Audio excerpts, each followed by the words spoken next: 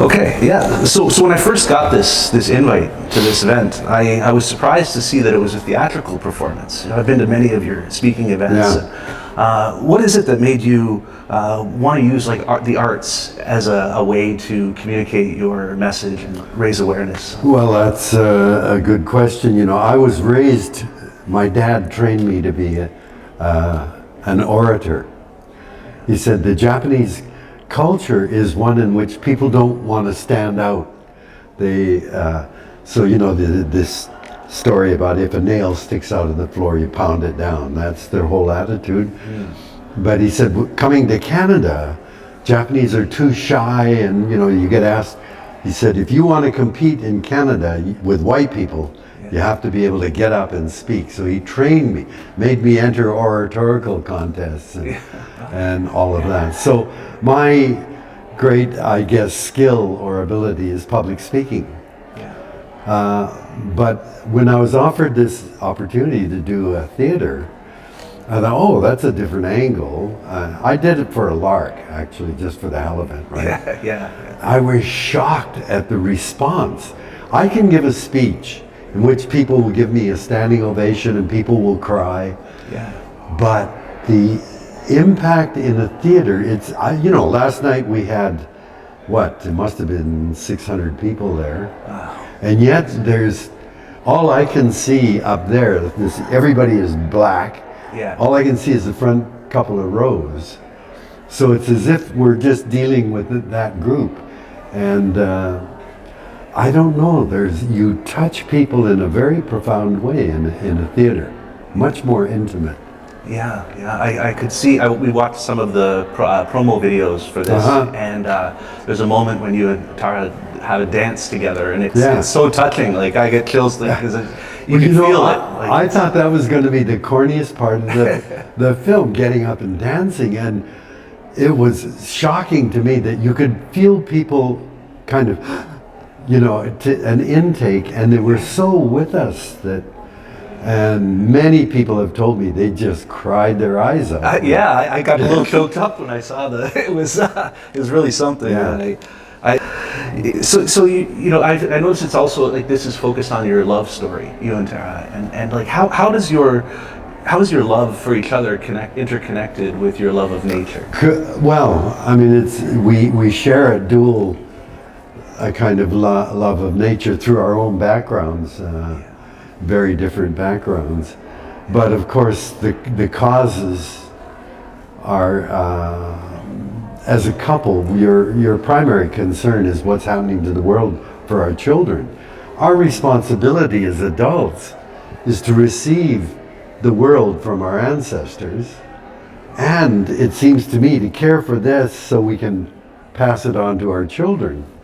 And we've done a lousy job at that. So I think we're really united very strongly by the mutual concern about the world that we're leaving for our children. It's like when you love something, you want to protect it. Of course. Yeah. And I think the fundamental problem that we face is that for most of human history, we knew we were deeply embedded in nature and utterly dependent on it. And indigenous people around the world still retain that sense that we are part of nature. And if you go to their events, whether it's funerals or marriages or births of babies or whatever, in indigenous communities, you have their prayers and their songs are all thanking their creator for nature's abundance and generosity. And in acknowledging their gratitude, there's always a reciprocal commitment, like we will do the best we can to make sure that you will continue to be as abundant and generous as you can. And that's what's missing today in everything we do. We go out and we think, look at those plants over there. Let's use them without any regard to ensuring that when we take them, there's some left to continue on. Or when you pollute a river, you don't think about all the things that live in the river and as well as us. So reciprocity is what we need.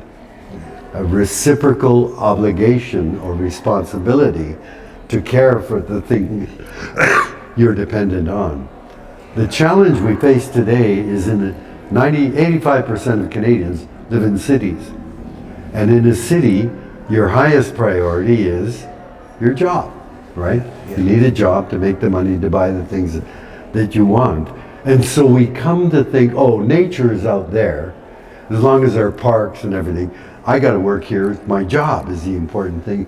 And the economy is the source of everything that I need. So the economy becomes our highest priority. And we saw the ultimate expression of that in Canada when Stephen Harper was Prime Minister for 10 years. He said, we can't do anything about global warming. That's crazy economics. So he elevated the economy above the very atmosphere that gives us air to breathe, gives us weather, climate, the seasons. And that's the madness that we're in now, that the economy is more important than the air. Yeah. And the ultimate expression of that is Mr. Trump in the United States, who says climate change is a hoax, climate change is a scam, climate change is fake news. And where do we ever see anybody saying, wait a minute now, all the scientists are saying this, what the hell's your evidence? This is a leader of the most powerful country in the world. He dismisses climate change as a scam, and yet he's never called to account to say, wait a minute now, that's not what the science, we're in a crazy situation. Oh, definitely. And I noticed like there's no accountability for those types of statements, right? Exactly. Where's the media? Where is the fifth estate that's supposed to be in there saying, Mr. President, but of course, if you say, Mr. President, what's your evidence? He'll say, that's a bad question. You're a nasty person. He never deals with a question. Yeah. He always attacks you and dismisses you. And that's very true. Yeah, it's always, what a terrible reporter you are. What a nasty woman. Yeah, your station, that's fake news. We don't trust CNN. It's disturbing, I think I guess the allure of him in the beginning was he wasn't the conventional politician, right? And people wanted to, his cult of personality was appealing to some types of people. And now I think we're seeing the repercussions of allowing someone like this who has no, I can't say understanding of the truth, but no respect for the truth, right? Where he could just say a lie as easy as he breathes. Well, this is the disturbing thing. He lives in Trump world, where he can contradict himself in the same sentence, where he just makes things up. So, if he believes everything he's saying, surely he's crazy. He belongs in an insane asylum. But if he knows he's lying, but he says it anyway, he should be in jail. It's as crazy, simple as that. Oh, it's crimes against humanity and future generations. The guy is, it's unbelievable. It touches on something. One of my questions I had here was as a journalist and an environmentalist, I saw this rise in misinformation and conspiracy theories that began, I think, with 2016 with his first campaign, but then really ramped up during COVID. This misinformation, we see people like, Donald Trump, of course, Elon Musk, Jeff Bezos, they're using their wealth to spread misinformation and hate-fueled lies that divide us and endanger us, right? What are your thoughts on that when they have the power to actually do something positive? Oh, well, money is everything now, and that's what matters. And you see that the rich people are buying up the very media.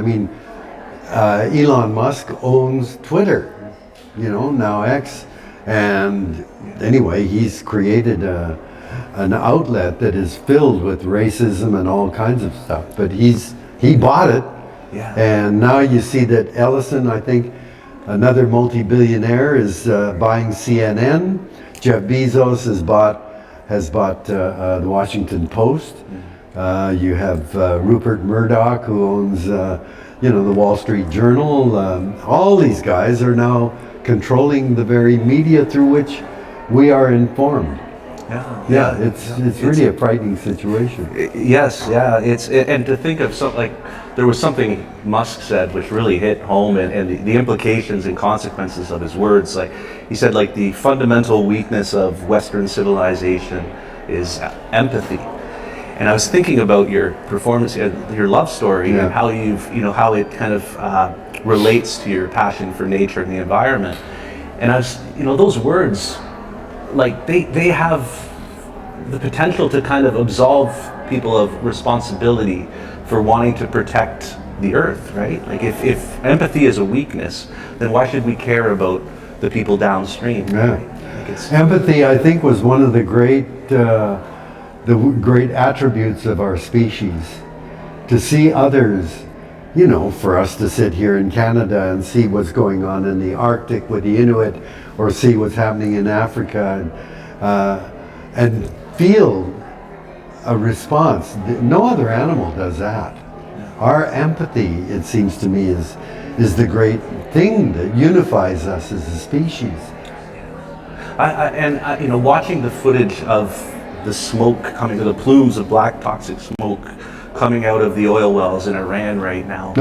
It's like, what can you talk a little bit about the environmental impact of this war? Yes. I mean, war, and when you look at the amount of energy used by the military, I mean, it's all so crazy. The United Nations was set up as a result of World War II.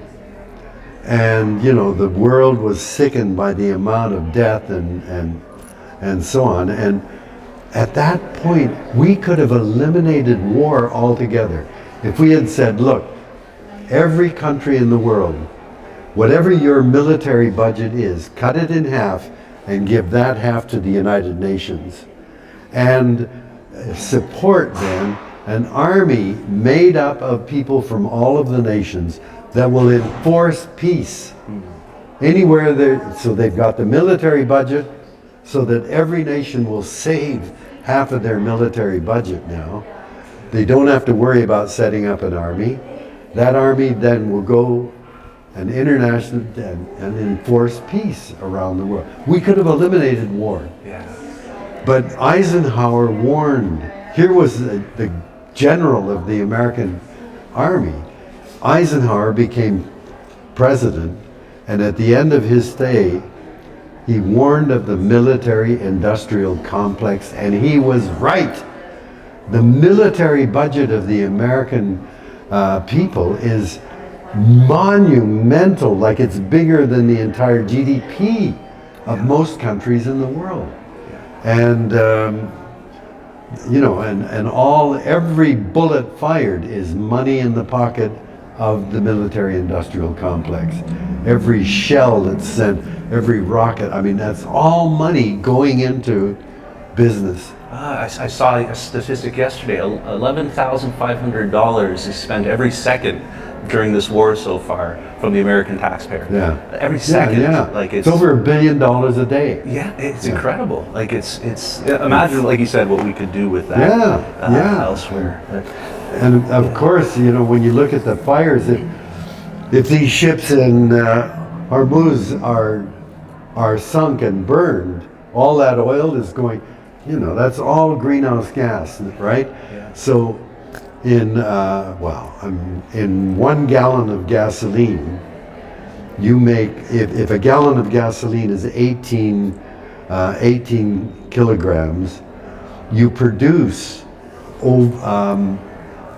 30 some odd kilograms of carbon dioxide, because you break all the carbon bonds, and instead of hydrogen you put oxygen on it.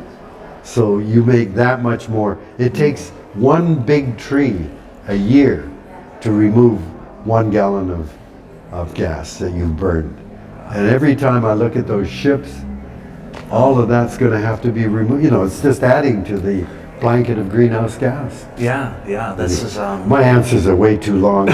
Both of you, like what is it that you want the audience to take away from this performance?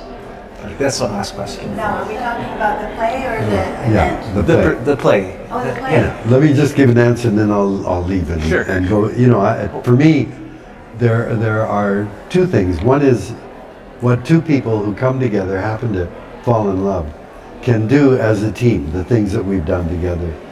But to me, the play, surprisingly, became a demonstration that someone like me is just a figurehead. Like, my ability to do things is made possible. You can see she's the brains and the beauty and Yeah. you know, and this is the way it is with any movement. No one person should be the most important.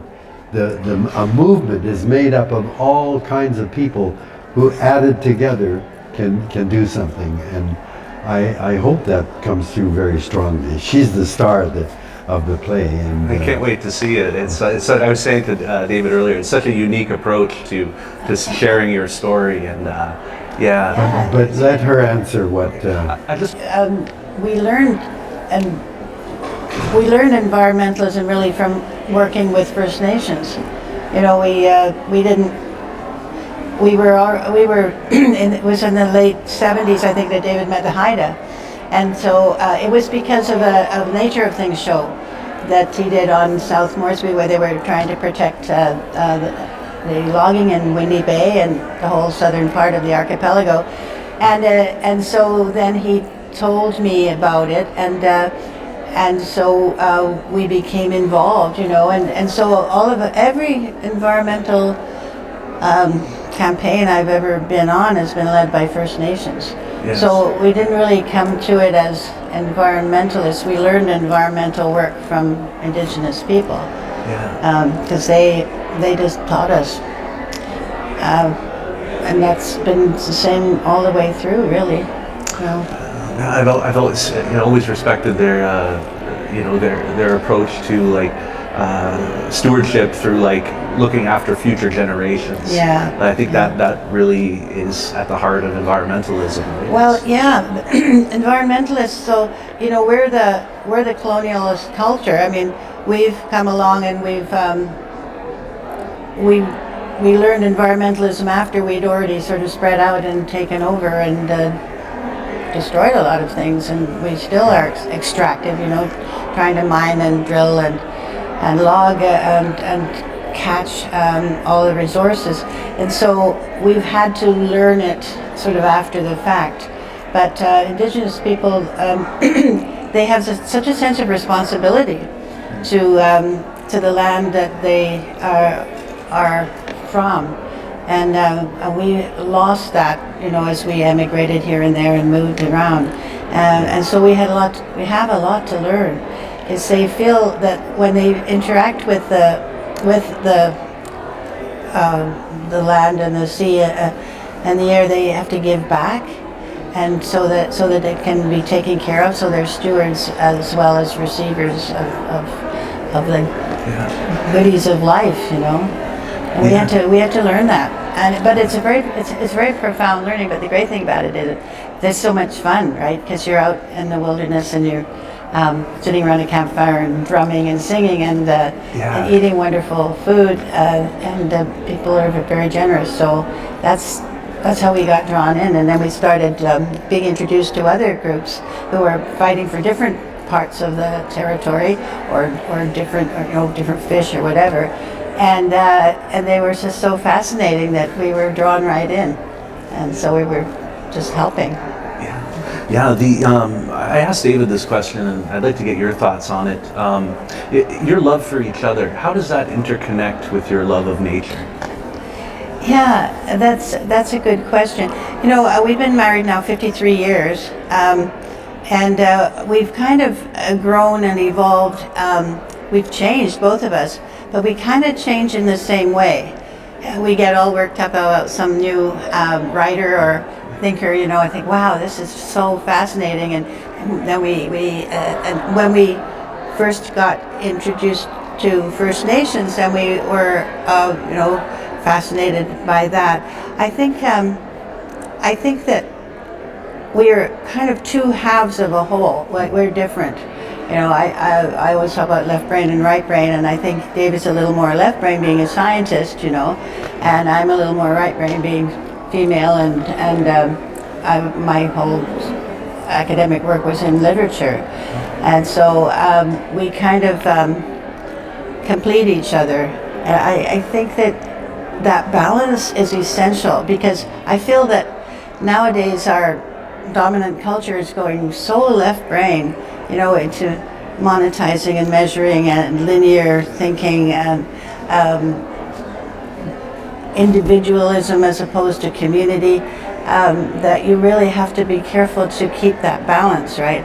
And you know, love lives in more in the right brain than the left brain, because you know, when you study economics, Adam Smith says economics is self-interest. You know, that's how the world goes around. But I know love makes the world go around. So you have to have a balance. You know, you have to be able to make a living and take care of yourself, but you also have to be able to take care of each other, because you need what other people have to give you to complete yourself. And there's a lot of unbalance in the world right now. So I think that when you love each other, you open up parts of yourself that the world needs, so that you can have a positive relationship with all of humanity, and then it just gets wider and wider. So you can love the land that you depend on. It keeps you going. So love is like a kind of an empowering, force within the environmental movement in a way. Like it's. Yeah, I mean, if you love something, you really love it, you'll do anything to protect it. And you have to find out what you love best, you know, because we can love money all we like, but it's not gonna take care of us. It's not gonna make us happy. And we're seeing that because, you know, we've got, I just find our capitalism has gone out of whack. Like, it's so unrestrained. Now we see all these billionaires, you know, and they never have enough. They're always wanting more. They've got this wealth pump going where they're sucking the money out of the people who don't have as much, and it's all going up to the top. I think there's like 16 billionaires in the U.S. who have 50% of the wealth. Yeah. I mean, it's out of balance, and so I think love brings a balance. Yeah. It's like there's a lack of love with these greediest people that are out there that are kind of destroying the planet and happiness and love too. Really, like they're destroying the potential. Yeah, they're causing causing a lot. I mean, when I was a kid, I never saw a homeless person. No. That's new. I mean, I remember in the 80s when they started closing the mental hospitals and people started appearing on the streets. I first saw it in Boston. And then the same thing started happening in Canada. And now it's a problem that no mayor I know has been able to really get a handle on. So sucking that money up to the top for a few leaves a lot of people in pain, and I don't like it. But I remember when it was different. Yeah. Well, even like I moved up to the Bancroft area about 20 years ago, and I watched homelessness become a problem in cottage country, which was something I never had experienced, having gone up since a child. Is that right? And then coming back here, we moved back here just over a year ago to help my parents are recovering from health issues, heart attack. So we moved back here, and I was astonished by the number of homeless encampments and the unhoused populations, like massive in St. Catharines. And when I left, it wasn't. Like, no. There was a lot, don't get me wrong, but now it's, I'd say, at least tenfold. So it's, I think we need to do a better job caring for each other. So, okay. So I should head back?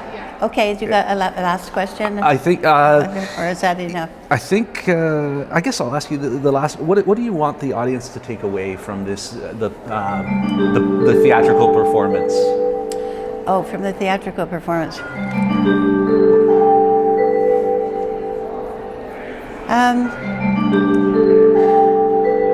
I want them to look at their own local situation, their own local community. I think thinking about the world as a whole and all the problems, it's amazing how much information we're getting in, and it's so overwhelming, it's too much.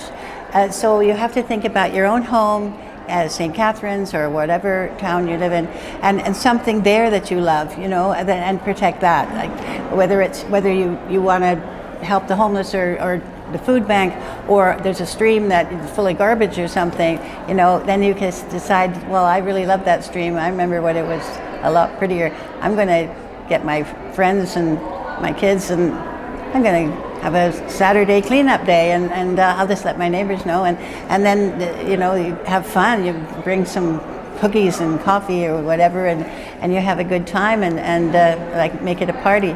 I think you have to think local and act local, because the world is a huge place. There's plenty of people to take care of all the other stuff, but as long as you take care of something that you love, and don't let them destroy it, you know. We need every little speck of nature we've got, because we've overshot, we've used up too much. So just if you take care of your own place. Gary Snyder, the poet, I think it was back in the 50s, he says the most radical thing you can do is stay put. Stay put and take care of your place. Yeah, so it reminds me of the REM song, Stand in the Place Where You Live. Oh, that's right. Yeah. Well, thank you, Tara. Okay, thank you. It's a